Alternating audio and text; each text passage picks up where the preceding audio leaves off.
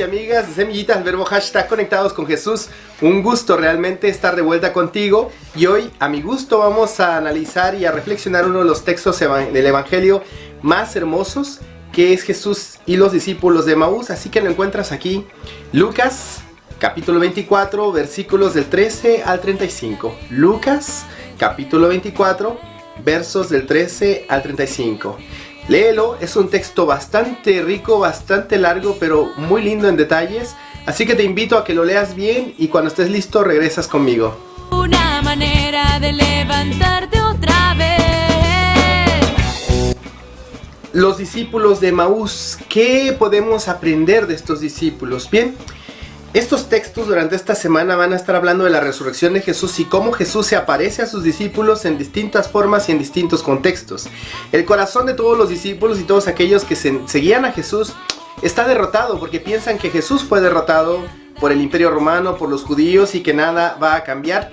Y sin embargo Jesús se encarga otra vez con misericordia de volverles a reinyectar y darles una tarea todavía mucho más profunda que la que les dio o que la que tenían cuando estaban con él.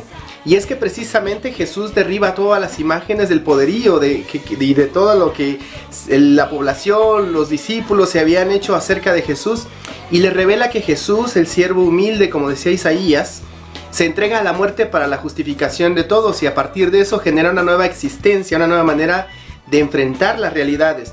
Jesús no es reconocido por los discípulos precisamente porque Jesús ya no es el mismo. Jesús tiene otra talante, otra misión. No regresa a hacer lo mismo. Regresa ahora a encargarle a sus discípulos una tarea bien importante. Y es que estos le cuentan a Jesús, estos dos discípulos le cuentan a Jesús: bueno, eres el único que no sabe sobre este Jesús, grande en obras, poderoso en hechos, y que fue crucificado. Y es el mismo Jesús el que desmitifica y les explica las escrituras, y ellos sienten arder su corazón. Jesús finge que sigue más adelante, y ellos le invitan a quedarse con él, y es precisamente en la fracción del pan, es decir, en la Eucaristía, donde ellos encuentran a Jesús, encuentran que es el Maestro, y lo encuentran precisamente y lo reconocen. Jesús desaparece y regresan a Jerusalén. Este es algo bastante amplio para explicarlo y está lleno de tanta espiritualidad que nos tardaremos aquí una hora fácilmente, pero no tengo tanto tiempo. Pero te comparto lo esencial. Primero, la desmitificación de lo que Cristo hace en la historia con cada uno de sus discípulos. Es decir, tú vas caminando desde tus dolores, que es Jerusalén, y vas hacia tus refugios. Y en esos refugios es donde empezamos la desmitificación de Dios, es decir, quitarle a Dios todos los atados y pesos que le ponemos y que son responsabilidad nuestra. Segunda, dejar que Dios nos encuentre. Al dejar que nos encuentre, eso implica que nosotros le damos a Dios la oportunidad de que nos conquiste, de que nos ilumine, de que nos sostenga con su palabra, de que nos explique las escrituras, dice el Evangelio. Y precisamente de que Dios sostenga con la vida de Jesús y con todo lo que hizo, nuestra vida, nuestra fe, nuestra esperanza. Y tercero, el reconocimiento de la Eucaristía, que es un espacio íntimo que tuvo Jesús con sus discípulos, ¿sí?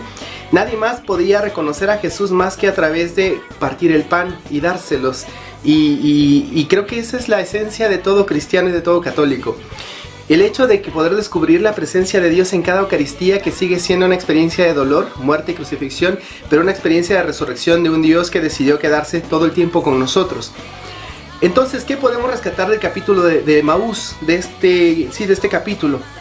Precisamente estas cosas que cuando recurrimos a la presencia sanadora de Dios y a la presencia de Cristo como no como una salida, pero como un caminar, como un buscar y como un interpelarnos, es Cristo mismo quien sale al encuentro y que nos envía a regresar a nuestra Jerusalén, porque ellos regresan, no se quedan ahí en Emaús.